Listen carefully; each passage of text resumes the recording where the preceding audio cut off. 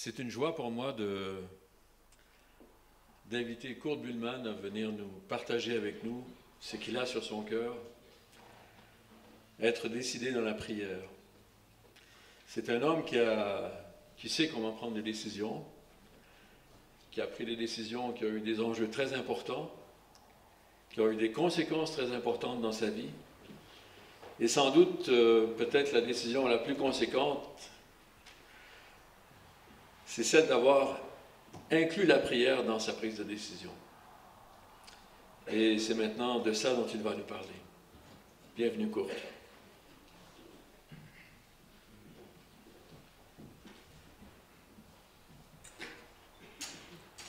Bonjour les amis.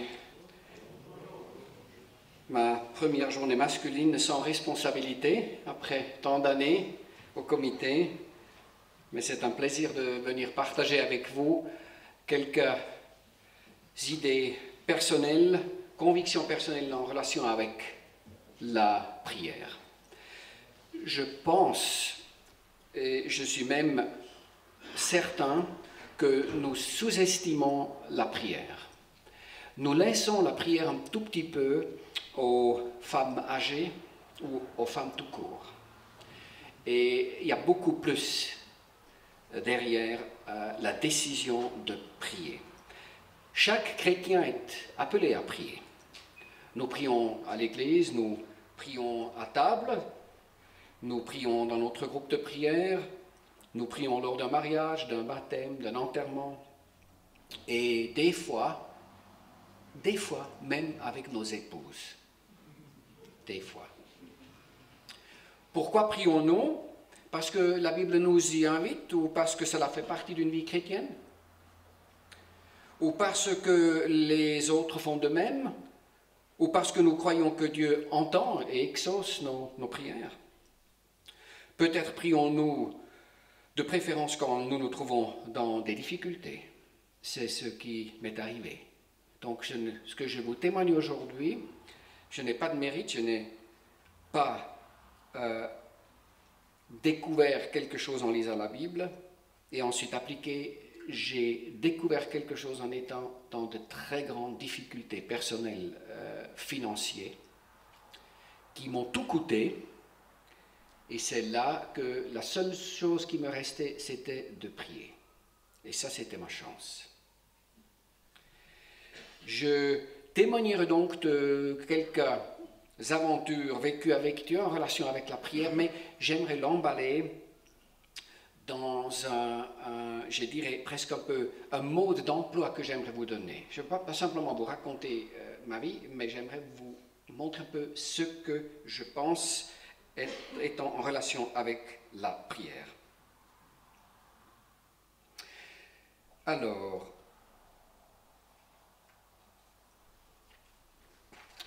il y a 4 conditions de base, à mon avis. La première, c'est avoir la foi, comme il est écrit dans Romains 10, verset 17. Donc, la foi naît du message que l'on entend, et ce message, c'est celui qui s'appuie sur la parole du Christ. Que veut dire avoir la foi? Pour moi, c'est croire que Dieu est vivant, qu'il est aux commandes dans toute situation, qu'il m'entend, et que sa parole est vérité absolue jusqu'à la dernière virgule. Donc je ne travaille pas avec le cutter pour enlever certains passages dans la Bible. Pour moi, c'est la parole. Ce qui pour moi n'est pas avoir la foi, c'est de commencer à croire quand je peux voir quelque chose se passer. Je précise. De commencer à croire quand je vois quelque chose se passer. Ce n'est pas une foi biblique. Je ne regarde pas, ou je dois dire plus, aux circonstances, je regarde à Dieu. Le reste, je m'en fiche. Je cherche la face de Jésus. Les circonstances ne m'intéressent plus. Parce que quand j'étais dans les difficultés, j'aurais dû dire, les circonstances ne me laisse aucune sortie. Je suis foutu. Mais j'ai appris à ne plus regarder aux circonstances, mais de regarder les promesses de Dieu. Et les promesses de Dieu figurent dans la Bible, et elles sont plus grandes, elles sont au-dessus de toute compréhension humaine.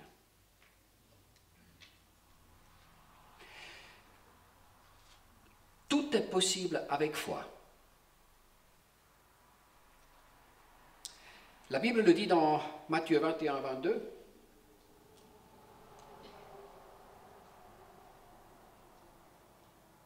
Voilà. D'une façon précise. Tout ce que vous demanderez avec foi par la prière, vous le recevrez. C'est puissant. Tout ce que vous demanderez avec foi par la prière, vous le recevrez. C'est même énorme.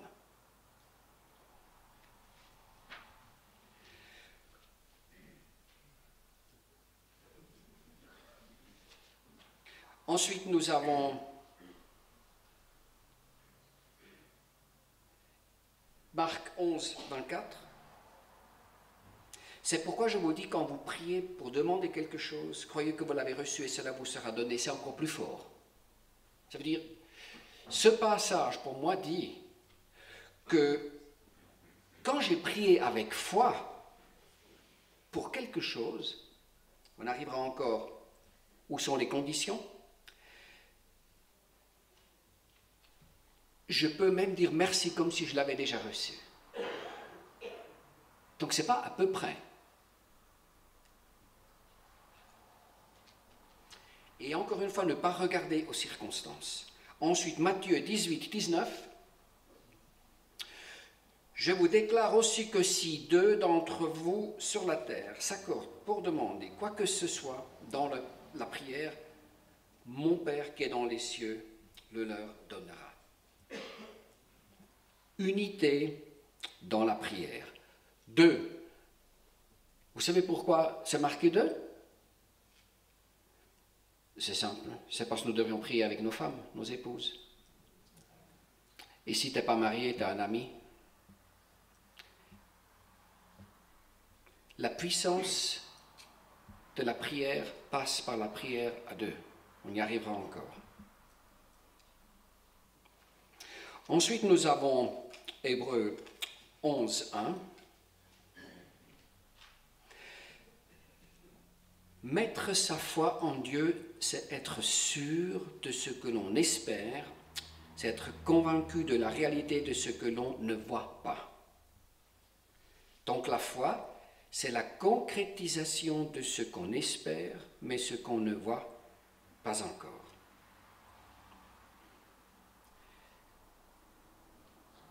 Jean 18, 23.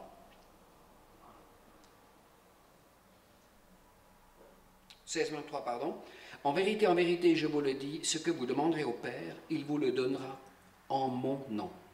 Donc, demandez au Père au nom de Jésus. Ça, c'était pour moi, le premier point, la première condition, une condition de base, c'est avoir la foi. Maintenant, le point 2, pour moi, c'est l'obéissance. Là, on est déjà plus loin. Obéissance. Jacques 5, 16. La prière du juste a une grande efficacité. Qui est juste? Juste. Nous sommes justes quand nous obéissons au Père.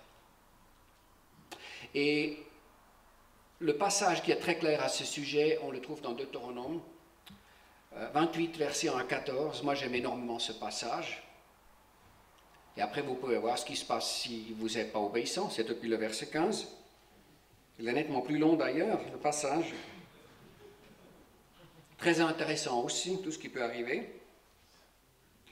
Alors ça, c'est la deuxième condition, être dans l'obéissance. On peut faire des fautes, des erreurs. Dieu pardonne. Mais obéissant, c'est venir auprès du Père. Combien de fois j'ai fait des bêtises? Et j'ai dit, papa, je te demande pardon. Le point 3, c'est avoir à cœur de glorifier Dieu. 1 Jean 3, 22 dit, quoi que ce soit que nous demandions, nous le recevons de lui parce que nous gardons ses commandements et que nous faisons ce qui lui est agréable. Ça, c'est pour moi la suite de ce que nous avons lu. Quand deux se mettent d'accord, ils peuvent demander n'importe quoi.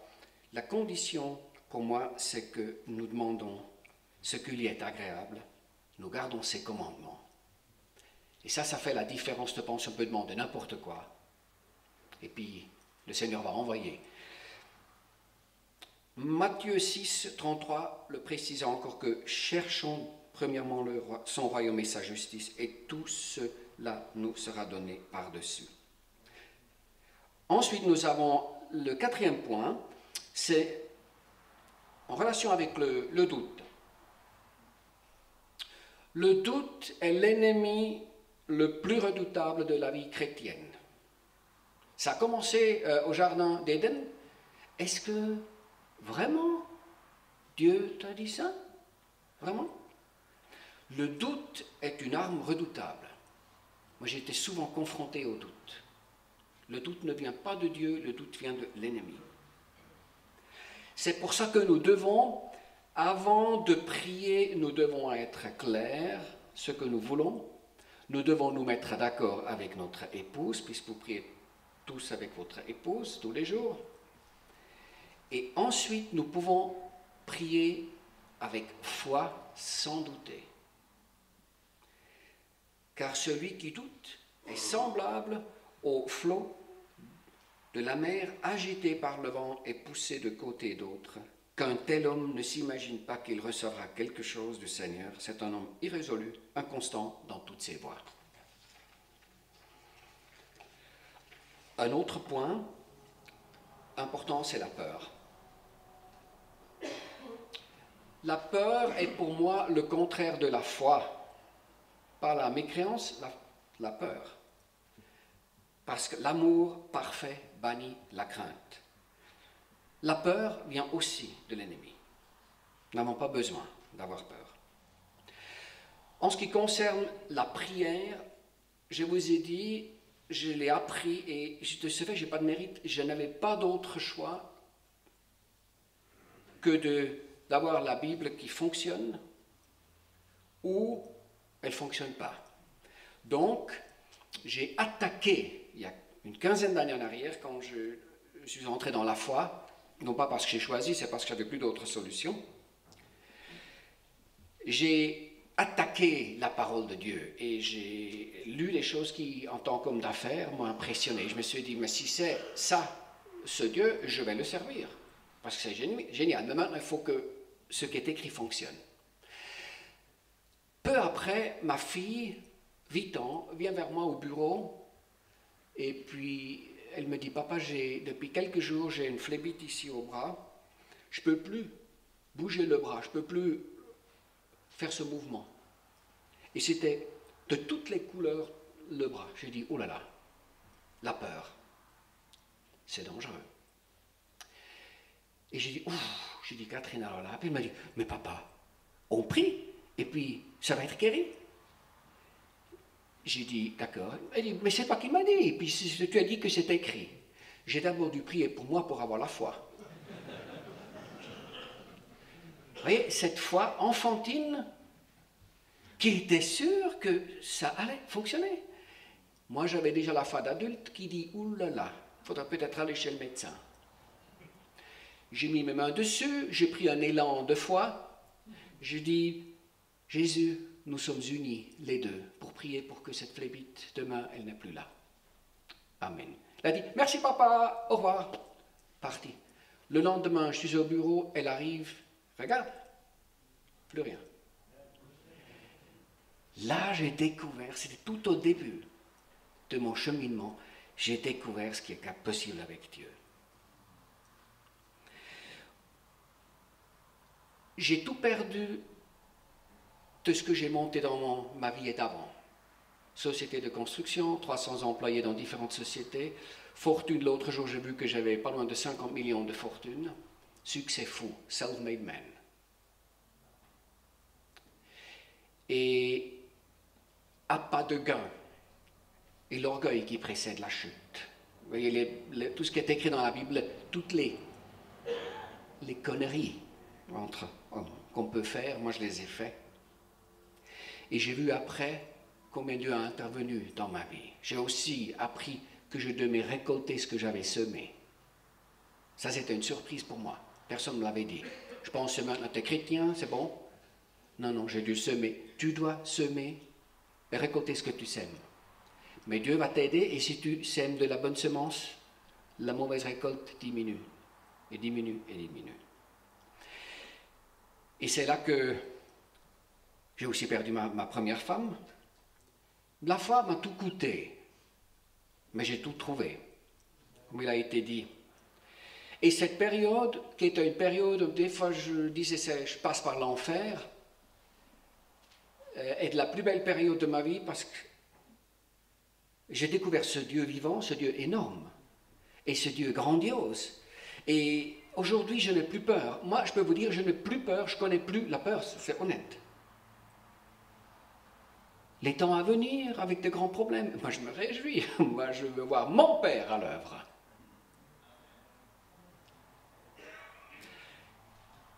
Je me suis remarié, il y a 5 ans, Dieu m'a donné une femme merveilleuse qui était, elle, son mari l'avait quittée, elle est restée 13 ans seule. Elle n'a pas fait d'annonce, et puis elle est belle, elle est là. Elle prie, aujourd'hui, pour nous.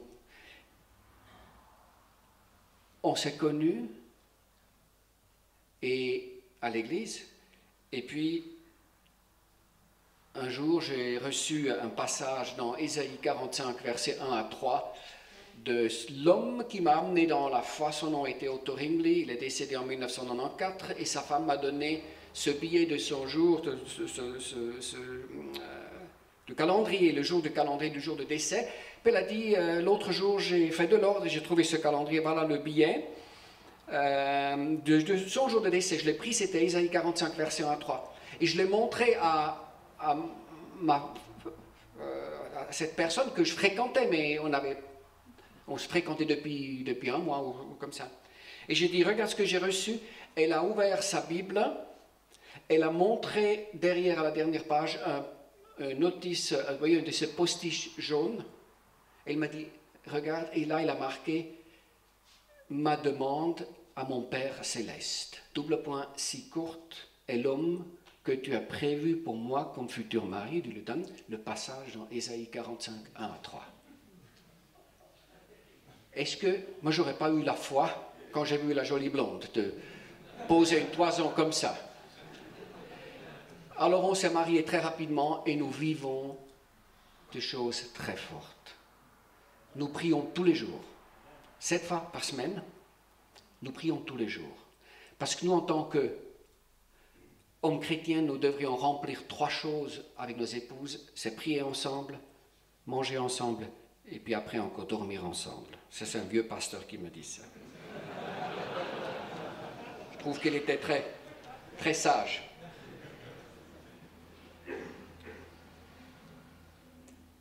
J'aimerais vous donner un encouragement. Une foi multipliée.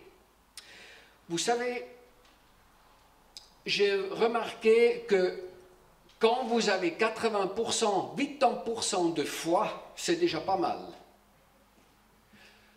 Je dirais, vous obtenez environ 20% de résultats. Tu augmentes, tu rajoutes les 20% à gauche dans la foi, lui te rajoutera les 80% à droite dans les résultats. Ça, c'est l'expérience que je vis. Une fois multipliée, c'est que l'économie transcendante dans le royaume de Dieu est que 1 et 1 ne font pas 2, mais 1 et 1 font 10 000. 10 000, pourquoi? C'est écrit dans Deutéronome 32, 30, comment un seul poursuivrait-il 1000 et deux en mettrait-il 10 000 en fuite? Et j'ai marqué en bas que 1 et 1 font 10 000. C'est ça. Dans le royaume de Dieu, c'est la différence entre le système du monde. Donc ça veut dire, commencez à prier avec vos épouses. Commencez à prier avec vos épouses tous les jours. Vous discutez, vous suivez le mode d'emploi et vous mettez d'accord pour un sujet de prière concret et vous priez. Nous faisons ça dans notre famille, pour ceux qui ne sont pas encore tombés dans le panneau. Et je peux vous dire, il y a un après l'autre. C'est véridique. Donc on voit des résultats. Parce que mon Dieu est un Dieu de résultats. Et j'ai encore pour terminer 7 pas vers l'exaucement. Premièrement, décidez ce que vous voulez obtenir de Dieu. D'ailleurs, si quelqu'un s'intéresse à ça, vous pouvez me donner l'adresse email et je peux vous le mailer. C'est un PowerPoint. Décidez ce que vous voulez obtenir de Dieu, selon Jacques 1, versets 6 à 8, vous pouvez le lire. Ensuite, point 2, lisez les Écritures qui promettent la réponse désirée. Vous savez, lire la parole est une nourriture qui devait être obligatoire. Moi, je lis le matin avec ma femme, et puis le soir, on lit encore. Et puis entre deux, je lis encore voilà. Voyez, les journaux, disons les journaux de moins en moins. Mais la parole, et si c'est que 5 minutes, un chapitre. Point 3, demandez à Dieu ce que vous désirez.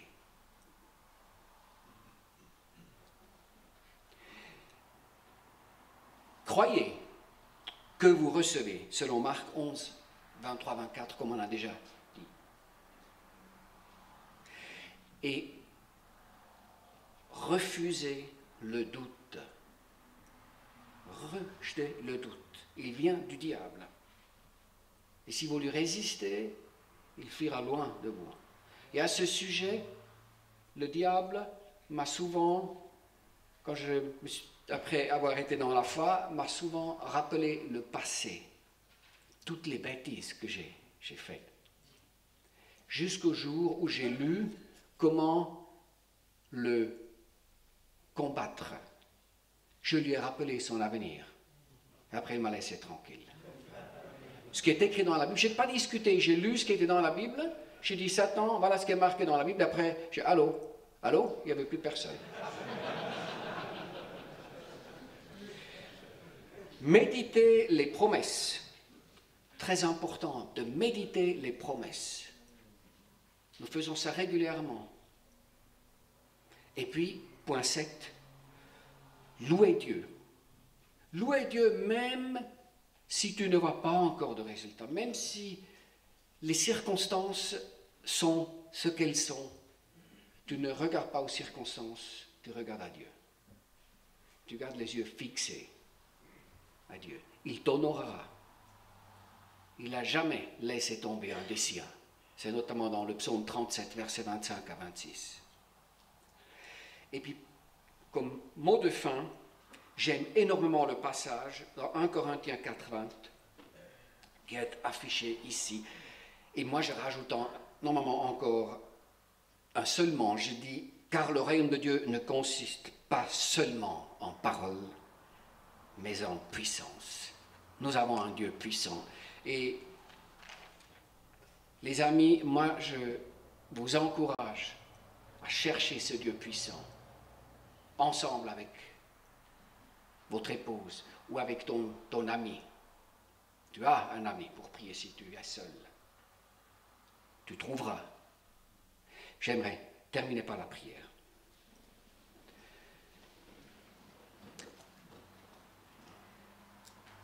Tendre Père Céleste, moi je t'apporte tous ces frères, ces amis ici réunis, pour les bénir au nom précieux et puissant de Jésus, ton Fils. Je proclame sur chacun ici présent ta protection, mais aussi des bénédictions, et que ta gloire puisse resplendir dans leur vie, qu'ils puissent faire la différence, que le monde puisse voir, eux, ils ont quelque chose que nous n'avons pas, parce que tu es un Père de gloire, et tu nous as promis cette gloire, et tu nous permets d'entrer dans cette gloire. Merci Père de bénir la suite de cette journée masculine, de nous parler et de nous faire prendre de bonnes décisions que ensuite nous mettrons en application. Au nom précieux et puissant de Jésus. Amen.